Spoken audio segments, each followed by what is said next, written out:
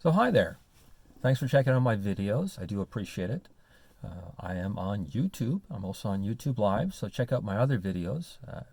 It's all along the same topic. We're talking about Turo. So earlier today we dealt with the insurance, and the idea was to go and get some license plates for the new car. So got that done, and that was fun too. So again, this is an old man rant. So as I was aware of, you do have to pay tax on not what you paid for the car, on what the government assessed the car value at. So originally I paid $1,800 for the car. Now that's as is, so it needs some work, right? And it's nothing major, it's just things that need to get done. The assessed value on the car is $3,350. That's what the government feels it's worth.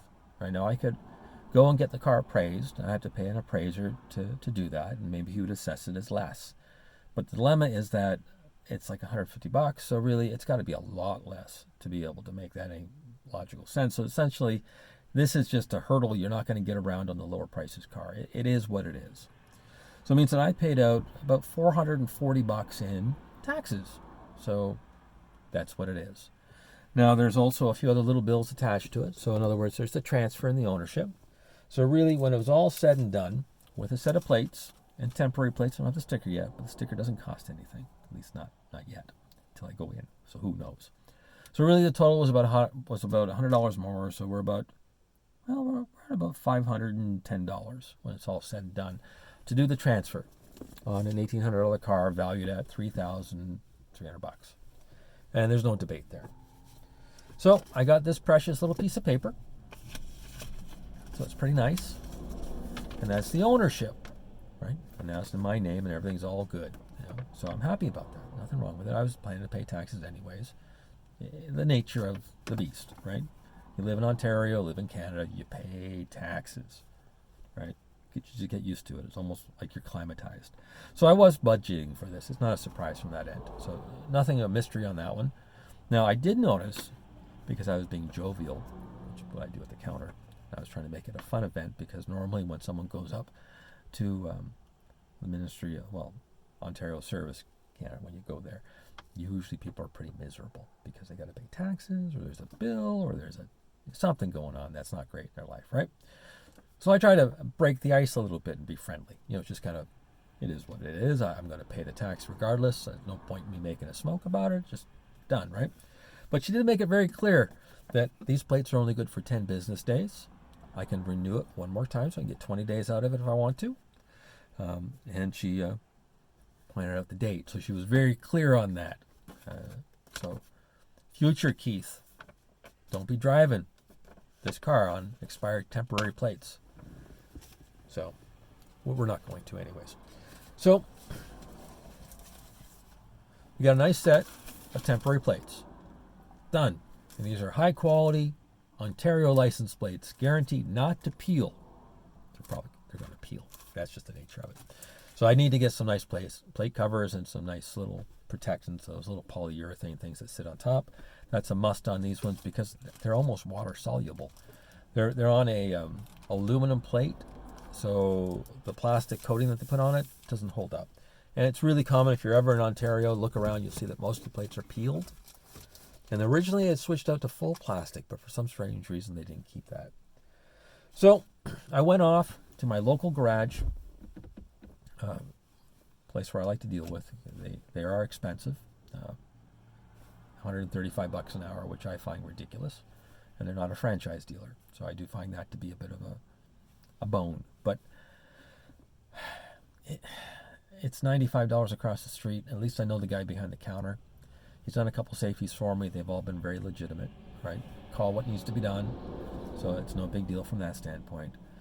The problem now is that, of course, Ontario has changed their safety policies. So they've changed the process completely. So you don't get a safety certificate anymore. They've changed it. So essentially what that means is I'm going to pay a little more money.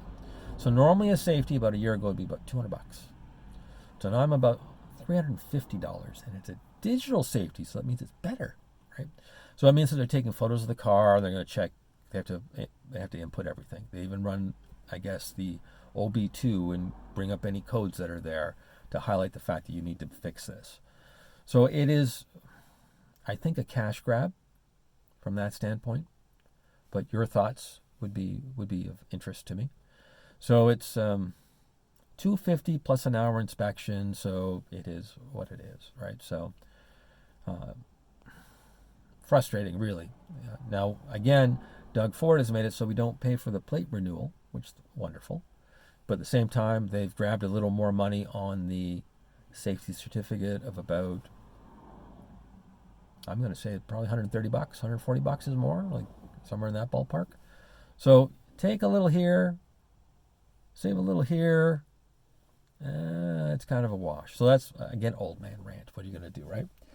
So I've got to go over the car pretty good myself before I take it in. So I'm going to pull the tires off, take a look at the brakes. I've got to do a water pump because on a Cruze, there's a water pump, there's a sensor.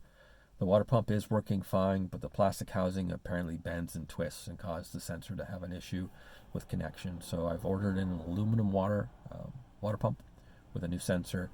So that's going to resolve that. And it was one of those codes that came up intermittently, and it was weird. So I don't think it's a fault of the previous owner, because it looks like he did a bunch of work. It's just one of those things I think characteristically with that car is problematic. So by going to an aluminum, again, water pump, it's going to be a little more stable. It's going to keep that sensor in the right position. So I'm hoping that will resolve that as far as the check engine light coming on periodically. The remote start doesn't work. Not a big deal from that end, but it doesn't work because of the code. So GM makes it so if you have any codes that are in your car, which I thought was kind of weird, the remote start won't function.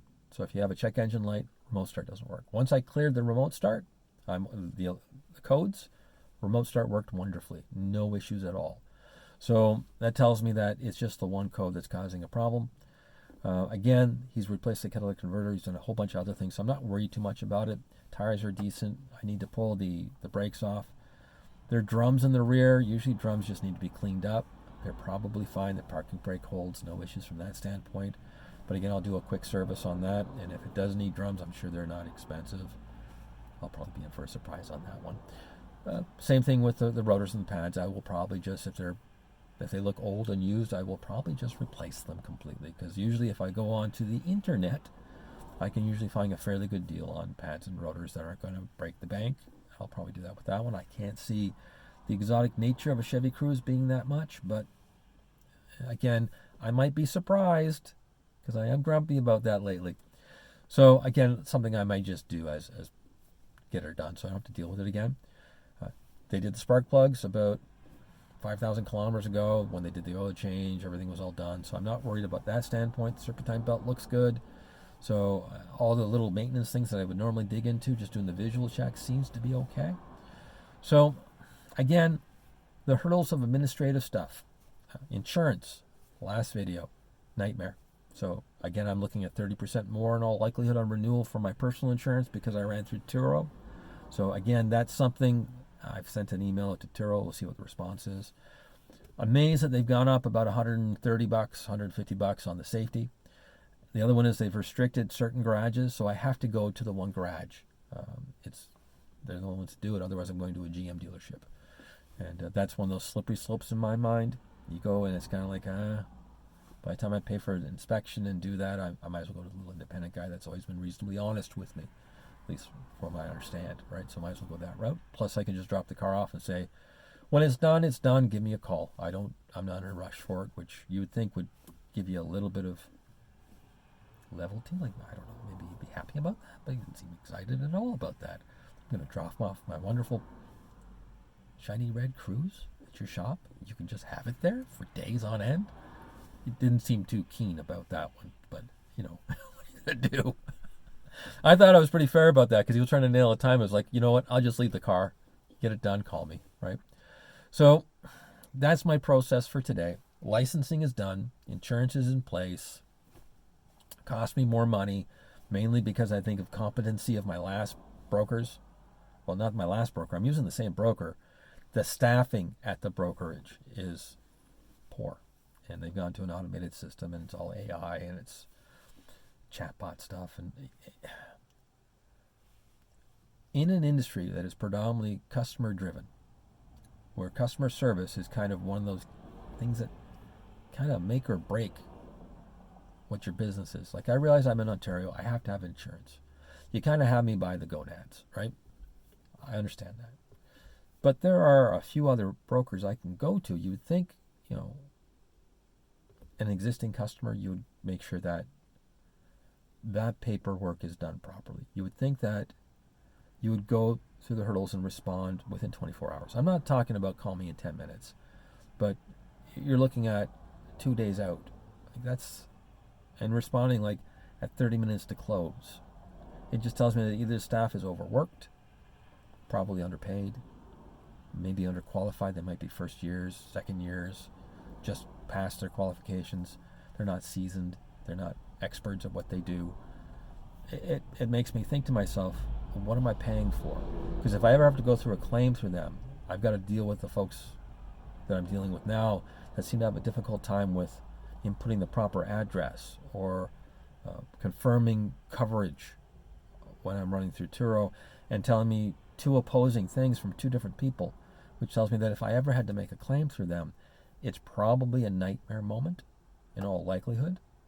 But I would really like to hear from you. If you're out there and you put a claim through Turo and you said to yourself, this was a hassle, or maybe it's not. Maybe I'm overthinking it. Maybe it's a breeze. Maybe you can put a response in the bottom, say, no, this was easy. It wasn't a problem at all. They came up with an adjuster. It was done in 2 to 3 weeks, finished. But it would be nice to get a little feedback on that if you're in the Canadian market, as to how you've been treated, through your insurance company or through Turo, and how they have treated their host or their, I guess, even their renters. I'm going to assume it works both ways.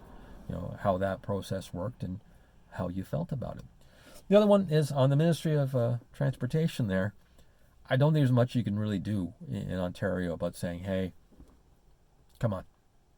You haven't done anything more with the safety. You're not giving me a better safety.